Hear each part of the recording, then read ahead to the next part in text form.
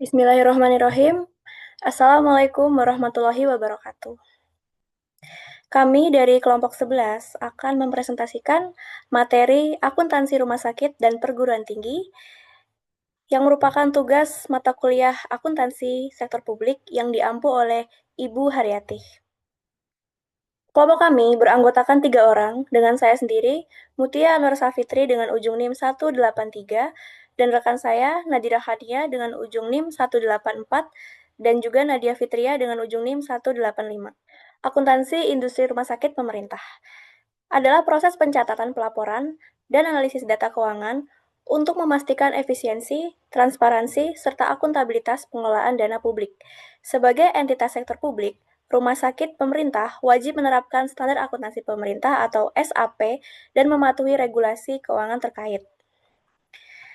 Dukungan dan manfaat, yaitu mendukung keputusan strategis, pengendalian biaya, aset medis, alokasi sumber daya, memantau biaya pasien, persediaan medis, kinerja staf atau fasilitas untuk efisiensi dan kualitas layanan.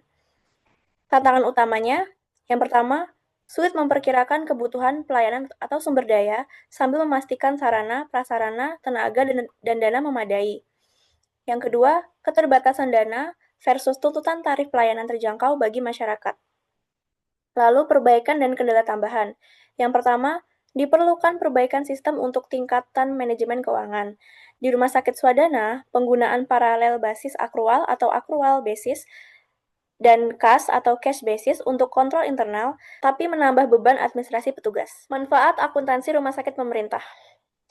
Yang pertama, pengelolaan anggaran efisien.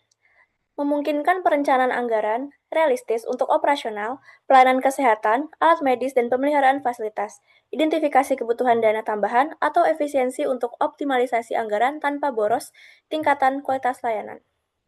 Yang kedua, pengendalian biaya operasional, yaitu pengelompokan biaya per unit layanan seperti rawat inap, laboratorium, dan poliklinik.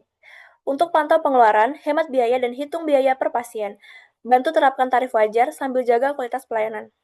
Yang ketiga, dasar keputusan strategis. Data akuntansi akurat. Dukungan keputusan seperti investasi peralatan, pengembangan, fasilitas, dan penetapan tarif, identifikasi prioritas tingkatan pelayanan, dan adaptasi terhadap perubahan biaya atau kebijakan untuk keputusan tepat dan berkelanjutan. Yang keempat, transparansi dan akuntabilitas publik.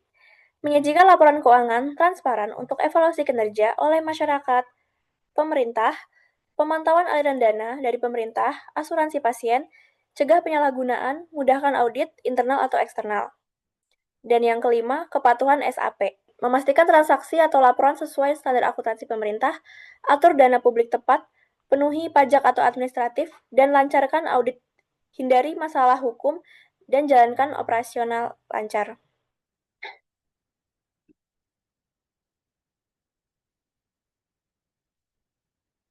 Selanjutnya, akuntansi dana rumah sakit pemerintah.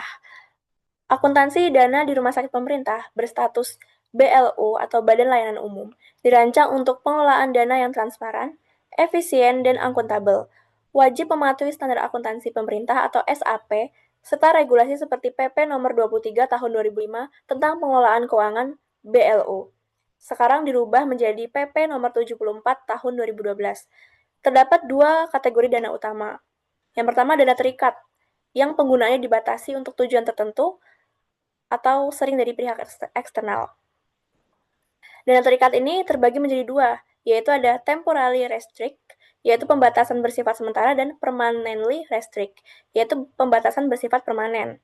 Yang kedua ada dana tidak terikat, yaitu bebas digunakan kapan saja sesuai kebutuhan organisasi untuk tujuan operasional. Contohnya dana umum atau general fund atau dana lancar tidak terikat atau unrestricted current fund untuk operasi harian. Selanjutnya, akuntansi dana rumah sakit pemerintah. Ini tadi adalah matriksnya dana dalam akuntansi dana rumah sakit. Dana umum itu dasar akuntansinya pemasukan atau sumbangan dicatat langsung dalam dana yang bersangkutan.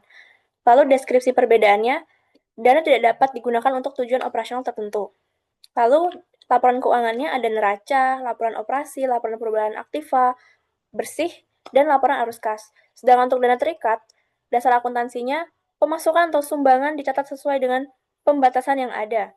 Deskripsi perbedaannya, dana hanya dapat digunakan sesuai dengan tujuan yang ditentukan oleh donor. Laporan keuangannya meliputi neraca, laporan operasi, laporan perubahan aktiva, bersih, dan laporan arus kas. Selanjutnya ada pengelolaan keuangan perguruan tinggi negeri, yaitu pengelolaan keuangan PTN sebagai BLU bertujuan meningkatkan efisiensi, efektivitas, dan akuntabilitas dana publik dengan dasar hukum UU Nomor 1 Tahun 2004. PTN memperoleh pendapatan dari APBN atau APBD, biaya pendidikan, hibah, sumbangan, serta kerjasama penelitian. Sistem ini menekankan transparansi laporan keuangan, pengelolaan anggaran realistis, dan aset yang akurat. Meskipun membutuhkan adaptasi dan peningkatan SDM, fleksibilitas BLU memungkinkan PTN lebih efisien, produktif, dan tetap berlandaskan Tridharma. Manfaatnya meningkatkan kinerja unit, kemudahan alokasi sumber daya, pengambilan keputusan lebih cepat, serta pertanggungjawaban publik yang kuat. Secara umum, pengelolaan keuangan PTN unik karena berada di antara fungsi pelayanan publik dan efisiensi korporasi. Status PTN terbagi menjadi tiga, yaitu ada PTN Satker yang sepenuhnya dibiayai APBN, PTN BLU, fleksibel dalam pengelolaan keuangan, dan PTN BH memiliki otonomi tertinggi seperti badan hukum atau perusahaan. Selanjutnya akan dijelaskan oleh rekan saya Nadira. Oke, selanjutnya adalah karakteristik utama pengelolaan keuangan PTN. Yang pertama itu ada berbasis pada regulasi yang ketat dan kompleks. Dari sumber hukum ya, pengelolaan keuangan PTN ini didasarkan pada hierarki peraturan perundang-undangan, mulai dari Undang-Undang Keuangan Negara, Undang-Undang Perbendaharaan Negara, hingga Peraturan Menteri Keuangan dan Permendikbudristek. Untuk akuntabilitas publik, setiap rupiah yang dikelola adalah uang rakyat, sehingga harus dipertanggungjawabkan kepada publik dan diawasi oleh lembaga seperti BPK, Badan Pemeriksa Keuangan. Prosesnya sangat birokratis untuk memastikan kepatuhan. Yang kedua, penerapan pola pengelolaan keuangan yang berbeda berdasarkan status PTN. Ini adalah karakteristik yang paling mencolok. Fleksibilitas dan kompleksitas pengelolaan keuangan sangat bergantung pada status PTN. Lanjut. Perbandingan pengelolaan keuangan PTN Satker, PTN BLU, dan PTN BH. Jadi dari aspeknya, pertama ada sumber dana. Kalau PTN Satker itu dominan dari APBN. Kalau PTN BLU itu campuran dari APBN dan PNBP. Lalu untuk PTNBH dominan dari PNBP eh, plus APBN, biasanya hibah atau tugas negara. Lalu dari aspek fleksibilitas anggaran, PTN Satker itu sangat kaku, mengikuti DIPA, pergeseran dan perubahan anggaran sangat ketat. Untuk PTN BLU fleksibel menerapkan PPK BLU, pola pengelolaan keuangan BLU, sehingga penerimaan PNBP dapat langsung digunakan, self-financing. Untuk PTN BH sangat fleksibel, berpedoman pada PPK BH, pola pengelolaan keuangan BH yang mirip dengan korporasi. Lalu dari segi aspek mekanisme pengadaan untuk PTN Satker tunduk pada peraturan LKPP, barang jasa pemerintah. Kalau PTN BLU dapat menggunakan peraturan LKPP atau mekanisme pengadaan swakelola yang lebih sederhana. Lalu untuk PTN BH memiliki pedoman pengadaan sendiri yang disahkan oleh Majelis Wali Amanah, seringkali lebih efisien. Untuk aspek sistem akuntansi, untuk PTN Satker, akuntansi anggaran pemerintah. Kalau PTN BLU, akuntansi dana fund accounting membedakan antara dana APBN, dana BLU, dan dana bantuan. Lalu untuk PTN BH, akuntansi komersial, akrual. Mirip dengan perusahaan, menghasilkan laporan laba rugi, neraca, dan arus kas. Lalu dari segi aspek orientasi, PTN Satker itu kepatuhan pada aturan. Sementara kalau PTN BLU itu pelayanan publik dengan efisiensi. Lalu kalau PTN BH itu kemandirian, keberlanjutan, dan kompetensi. Lalu ada acuan penyusunan laporan keuangan perguruan tinggi negeri. Kualitas perguruan tinggi negeri sangat dipengaruhi oleh kemampuan universitas dalam memberikan layanan prima kepada stakeholders. Pemerintah memberikan insentif berupa otonomi, termasuk Badan Layanan Umum BLU sesuai dengan Undang-Undang Nomor 12 Tahun 2012 tentang Pendidikan Tinggi. Otonomi ini meliputi akuntabilitas, transparansi, nirlaba, penjaminan mutu, serta efektivitas dan efisiensi. Pengelolaan keuangan BLU bertujuan untuk meningkatkan kualitas layanan dengan beralih dari fokus keluaran output ke hasil atau outcome. Laporan keuangan sebagai parameter kinerja BLU disusun berdasarkan standar akuntansi keuangan dan dihasilkan melalui sistem akuntansi instansi atau SAI.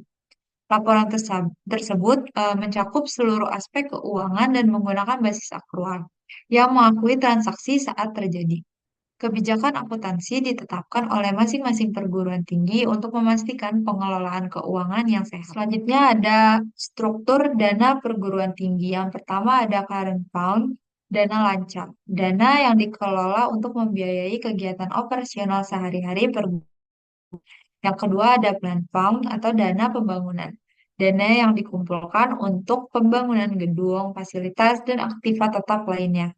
Yang ketiga ada loan fund atau dana pinjaman. Ini dana yang digunakan untuk memberikan pinjaman kepada pegawai universitas dan pihak terkait lainnya. Yang keempat ada endowment fund atau dana abadi. Ini dana yang dikelola secara investasi untuk penggunaan jangka panjang dengan hasil yang dapat dimanfaatkan dalam jangka pendek. Yang terakhir ada annuity and life income fund atau dana anuitas dan pensiun. Ini dana pensiun yang dikelola oleh universitas untuk kepentingan pensiun pegawai. Selanjutnya adalah jenis akuntansi dana. Akuntansi dana universitas mirip dengan akuntansi untuk unit pemerintah, mencatat pendapatan dan belanja, merencanakan operasi dengan anggaran, dan menggunakan sistem untuk mencatat pesanan serta transfer antar dana. Perbedaan utama itu terletak pada pemisahan antara dana terikat dan tidak terikat, di mana dana terikat berasal dari pembatasan pihak eksternal, sementara dana tidak terikat itu dapat digunakan tanpa batasan tertentu. Universitas diwajibkan untuk menyusun 3 laporan keuangan. Yang pertama adalah laporan pendapatan dan belanja, itu mencatat pendapatan utama dari uang kuliah, pengembalian uang kuliah, dan beasiswa. Yang kedua ada laporan perubahan saldo dana, menggambarkan perubahan dalam saldo dana. Dan yang terakhir adalah neraca kombinasi, yaitu gabungan dari neraca masing-masing dana. Selanjutnya adalah jenis akuntansi dana. Dana lancar tidak terikat mencatat dana yang dapat digunakan untuk aktivitas utama universitas tanpa batasan. Mirip akuntansi yang digunakan adalah basis akrual. Dalam akuntansi dana universitas terdapat berbagai aspek penting. Yang pertama adalah transfer dana. Ada transfer wajib dan tidak wajib yang harus dilaporkan terpisah. Yang kedua ada investasi, dilaporkan pada nilai wajar dan harus diakui sebagai pendapatan. Yang ketiga ada sumbangan, dipisahkan antara sumbangan yang mengikat dan tidak mengikat. Dan yang terakhir ada depresiasi, dikenakan pada aktiva dan dilaporkan sebagai belanja. Selanjutnya akan dijelaskan oleh rekan saya, Nadia. Baik, terima kasih Nadira. Nah, untuk yang berikutnya ini ada kesimpulannya. Nah, dari pengelolaan keuangan di rumah sakit, pemerintah, dan juga perguruan tinggi negeri PTN, itu membutuhkan sistem akuntansi yang sangat efektif agar penggunaan dana publik dapat dilakukan secara efisien, transparan, dan juga akuntabel. Pada rumah sakit pemerintah, penerapan standar akuntansi serta akuntansi dana itu berperan penting dalam meningkatkan transparansi sekaligus mendukung efisiensi operasional. Nah, sementara itu, PTN itu dihadapkan sama pengelolaan anggaran yang lebih beragam karena mencakup kebutuhan operasional, kegiatan penelitian, serta pengabdian kepada masyarakat. Seluruh pengelolaan tersebut itu disusun berdasarkan standar akuntansi pemerintah agar dana yang tersedia itu dapat dimanfaatkan secara optimal, secara keseluruhan. Penerapan sistem akuntansi yang baik itu nggak cuma menjamin kepatuhan terhadap regulasi, tapi juga mendorong efektivitas penggunaan dana publik dan juga memperkuat transparansi serta memastikan fokus lembaga pada pelayanan dan juga pencapaian tujuan yang strategis. Untuk yang berikutnya ini ada analisis jurnal nasional. Judulnya itu analisis penerapan KMK nomor 1981 tahun 2010 tentang pedoman akuntansi Badan Layanan Umum Rumah Sakit pada laporan keuangan BLUD RSUD Cimacan. Nah, jurnalnya ini tentang Jurnal Sosial Humaniora volume 9 nomor 1 April tahun 2018. Penulisnya ini ada Farisa Susandra dan juga Muhammad Yusuf.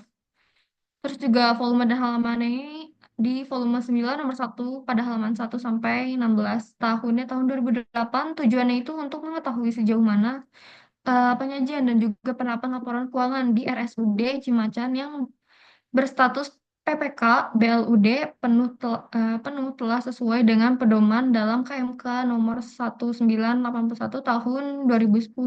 Subjek penelitiannya itu adalah RSUD Cimacan yang berstatus PPK BLUD penuh khususnya laporan keuangan atau neraca laporan operasional atau aktiva, terus juga ada laporan arus kas dan juga CAL. Nah, metode penelitian ini ada pendekatan deskriptif, kualitatif dengan metode komparatif, terus juga membandingkan praktik laporan keuangan RSUD Cimacan dengan ketentuan KMK nomor 1981 tahun 2010. Nah, pengenalan jurnalnya ini memuat artikel ilmiah original dalam bidang ilmu sosial dan juga humaniora, serta sosiologi. Terus juga ada antropologi, sejarah, politik, budaya, komunikasi, dan isu-isu kontemporer masyarakat. Nah, jurnal ini juga terbuka untuk penelitian akademisi dan juga praktisi. Sumber jurnalnya ini didapat dari diterbitkan oleh Jurnal Sosial dan juga Humaniora Universitas Juanda pada bulan April tahun 2018. Artikelnya itu terdapat pada volume 9 nomor 1 pada halaman 1 sampai dengan 16. Nah, isi reviewnya itu ada komponen laporan keuangan yang dimana itu jurnal itu menyebutkan bahwa laporan keuangan BLUD itu harus meliputi neraca, laporan aktivitas atau operasional, terus juga laporan arus kas dan CHLK sesuai dengan KMK 1981 tahun 2010. Terus juga ada temuan kesesuaian atau ketidaksesuaian. Nah, ini tuh sebagai besar penyajian laporan keuangan dari RSUD Cimacan itu telah sesuai dengan pedoman KMK 1981 tahun 2010. Namun ada kekurangan yang lumayan signifikan yaitu belum menyajikan laporan arus kas berdasarkan SAP dan juga belum memenuhi aspek konsolidasi keuangan daerahnya. Masih review yaitu ada basis akuntansi dan juga standar yang digunakan di RSUD Cimacan ini menggunakan basis akrual yang mengacu kombinasi regulasi SAP PP 71 tahun 2010 dan juga SAK etap untuk aspek akuntansi atau entitas usaha dalam laporan keuangan BLUD-nya. Nah, yang berikutnya itu ada perkembangan penyajian dari tahun ke tahun, yaitu pembahasan menunjukkan bahwa sejak periode 2011 hingga 2015 itu ada perbaikan bertahap dalam penerapan akuntansi BLUD, mulai dari penggunaan cash to accrual hingga konsisten format penyajian laporan kesesuaian dengan SAP dan juga SAK. Nah, yang terakhir itu ada kendala atau masalah yang ditemuin, yaitu ada keterbatasan audit eksternal langsung terhadap laporan keuangan RSUD secara terpisah atau umumnya itu diaudit sebagai bagian dari konsolidasi pemerintah daerah. Nah, terus juga ada keterbatasan sumber daya manusia atau profesional di bagian keuangan di RSUD dan juga tantangan penerapan standar akuntansi pemerintah dalam konteks rumah sakit BLUD. Nah, kesimpulan dari jurnal yang pertama itu ada penyajian laporan keuangan BLUD RSUD Cimacan yang secara garis besar itu sudah sesuai dengan ketentuan KMK nomor 1981 2010. Terus juga ada eh, terdapat ketidaksesuaian terutama pada penyajian laporan arus kas yang berbasis SAP dan juga aspek konsolidasi. Terus yang ketiga itu ada RSUD Cimacan itu perlu melakukan penyesuaian lebih lanjut agar laporan keuangan BLUD-nya itu sepenuhnya sesuai dengan pedoman demi memenuhi kebutuhan pihak berkepentingan dan juga standar pelaporan pemerintah.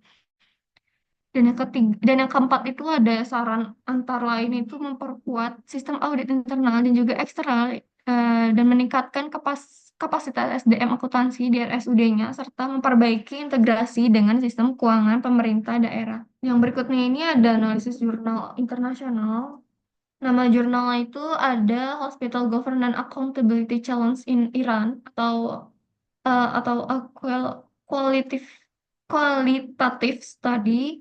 Nah, Jurnal Sosial Humaniora Volume 9 nomor 1 April 2018, penulisnya itu Muhammad Ali Jalilvan atau terus juga ada Ahmad Reza Relsi, yang ketiga itu ada Nasri Syarbas Sijadeh, terus juga volume dan halaman itu volume 25 artikel nomor 946 tahun 2025 halaman 1 sampai dengan 11. Nah, tahunnya ini di tahun 2025 tujuannya itu untuk mengidentifikasi tantangan struktur, akuntabilitas, tata kelola rumah sakit di Iran dari perspektif administrator dan juga pembuatan kebijakan. Subjek penelitian itu ada 23 administrator rumah sakit dan juga ahli tata kelola rumah sakit di Iran dengan pengalaman kerja minimal 10 tahun. Nah, yang pertama itu ada metode penelitiannya itu yaitu studi kualitatif dengan wawancara semi struktur, terus juga menggunakan analisis tematik berdasarkan framework Brown dan juga Clark. Terus juga pengenalan jurnalnya itu BMC Health Service Research adalah jurnal internasional yang berfokus pada penelitian sistem dan juga layanan kesehatan. Nah, sumbernya ini diterbitkan oleh Springer Nature, tersedia online dengan akses yang terbuka. Nah, isi reviewnya itu ada dua. Yang pertama itu tentang struktur tata kelola yang dimana lingkungan internal atau kurangnya dewan staf medis dan juga dominasi dokter. Dan juga ada eksternal yaitu sentralisasi regulasi atau regulasi kaku. Nah, yang kedua itu ada tantangan struktur akuntabilitas, di mana di sini itu ada klinis atau preferensi hubungan personal, administratif, terus juga ada perencanaan terpusat dan juga sosiopolitik, di mana di sini itu definisi tidak jelas atau birokrasi. Kesimpulannya itu diperlukan reformasi struktur tata kelola dan juga akuntabilitas dengan rekomendasi pembentukan dewan wali dan juga staf medis, terus juga desentralisasi pengambilan keputusan dan juga revisi regulasi. Oke, jadi itu tadi ada beberapa jurnal yang kita temuin di dalam materi kita kali ini. Selanjutnya saya over lagi ke moderator. Terima kasih. Baik, terima kasih Nadia. Itu tadi presentasi yang dapat kami sampaikan. Kurang lebihnya mohon maaf. Akhir kata, semoga video ini dapat bermanfaat bagi para penonton. Wabillahi taufiq walhidayah. Wassalamualaikum warahmatullahi wabarakatuh.